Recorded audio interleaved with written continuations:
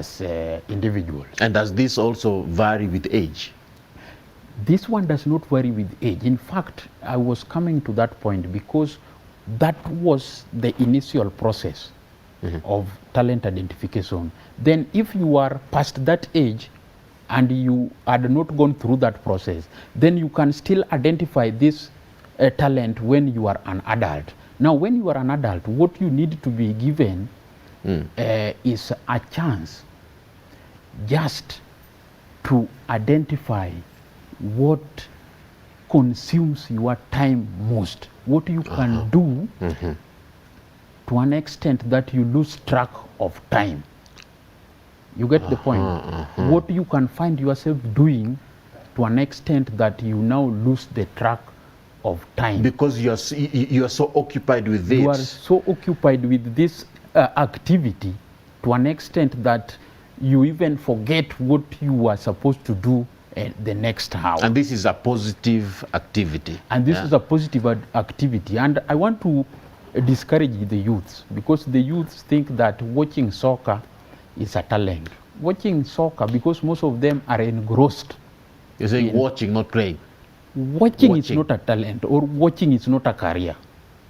Watching soccer is not a talent or a career. But playing soccer, getting involved in it, doing it, is what can constitute a career when you are doing it passionately. Passionately. Passionately. And Ram Aguko, I want to tell you that 63% of even the workforce in this country are not happy with what they are doing in their workplace. Because they don't love it. Because they don't love it, which means they pursued careers which they were not even passionate about. So for you to be able to find out what career you'd most likely fit in is when you find that you like doing something a lot, that you should develop a talent from that. Exactly. Okay, so that was number one. What thrills you? What thrills you? An individual. Now, do we go to number two now? And I've just said number two, when now you have come to an adult stage, and now you still don't know how to identify your talent, then you can also get involved in an activity that which occupies your mind, and you can even lose track of time while doing this particular activity. So that one can also be used to identify the talent of an individual. So number one is what thrills you. Number two, what occupies your time, or what occupies you. Yes. You said there are three. There were 3 points. Then the last point, which is also very, very important, is talking to an expert. Talk about it. Yeah, talk about it. Talking to an expert. Talking to an expert means that you seek more information from career counselors, because we have people who have studied this identification of careers, and you can consult them. There are career counselors. And that is why even right now I'm pleased with the government, because the government is even trying to set career centers right from primary school to secondary school to the university. All right. Now, so we have career counselors who can guide students who have not even identified their talents. Then they are guided accordingly in terms of even posing questions to them. We have aptitude questions you can pose to an individual. Then depending on how they respond to such questions, you can guide them accordingly. Now, what are the opportunities that are available in engineering, especially in terms of career development in engineering? Yes. The opportunities are very, very many, because you realize even in this country, we have construction going on almost on a daily basis. But the challenge the youth of this country have is that these opportunities are there, but they are being given to Chinese, for example.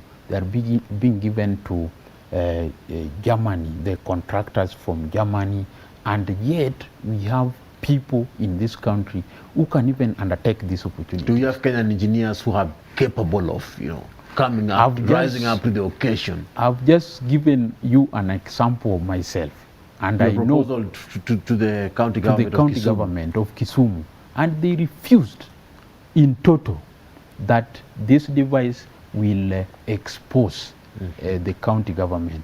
And I want to tell you, Ram Aguko, that this is something we should ramp up support for as youths of this country, because we have a lot of youths with talents. We don't even have resource centers where these talents can be nurtured. Right from where I come from, I come from a place called Kabonyo Kanyagwal. In that area, we don't even have one resource center where youths can be nurtured, where experts who can guide the youths in terms of talent identification are not there. The centers are not there. And this is a very big challenge in this country. Now, for someone who hasn't yet gotten an interest in engineering, yes. How should someone be able to understand the benefits of of engineering, especially as a career, considering the fact that they are still not yet, the mind has not yet been made up? Because yes, it is a fact that at some point you have to weigh out which path do I take from this point. Someone is doing their national examinations this year. They're yet to discover themselves in this path. So how best can you prepare yourself for a career like this, and how best can you also be able to look out for the potentials that exist in engineering? Ram Aguko, I want to tell you that we have septuagenarians and octogenarians, those who are engineers long time ago, those who have experience in engineering. Septuagenarians and octogenarians are, by definition, what exactly, for those who may not understand? These are people who are in their 8th decade of life. Okay. These are people who are so much experience. Like when I talk about octogenarian, this is somebody who is an engineer, but is in his 9th decade, for example, or 8th decade in terms of age. They have expertise. They have expertise. These people are not offering mentorship programs to the young engineers like us. In fact, I have come out of that cocoon just by myself. I have never been mentored by these senior engineers. No one has mentored me. Now I'm coming out with a strong engineering background, and I am also trying to organize mentorship programs for those who are still in high school.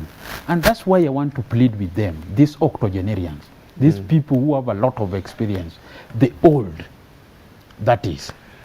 professionals who are now in their 8th decade in terms of age. They should come down and mentor these young engineers so that they also take over once they have become senile. Now these are the challenges that we are facing these are the challenges, and I want to tell you that if we can have these mentorship programs right from the grassroots, then we can even identify these talents at a tender age. Then we develop them, and then they become experts in future. Engineer, I want us to finish this conversation at that point. But you can come up with some of these mentorship programs yourself. I've even started the mentorship program. Right now, I'm mentoring 5 good students, but they are still in high school.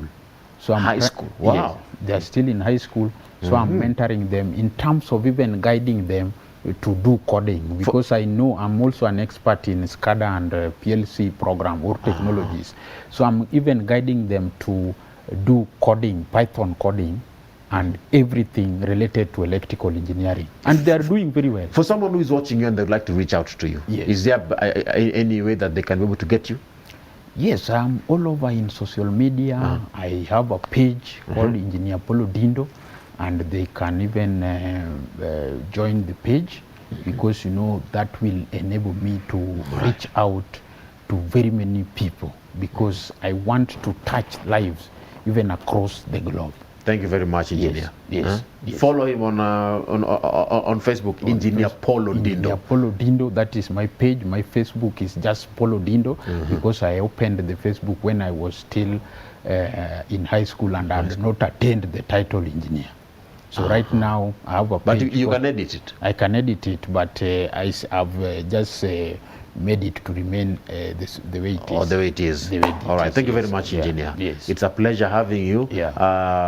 And I wish you the best. You're doing a fantastic job. Thank you very much, Ram Aguko. That is what brings us to the end of this conversation today. It's all about career development in engineering. If you hear the engineer speaking, my friend, you'll feel like as if you're becoming an engineer from the comfort of your home.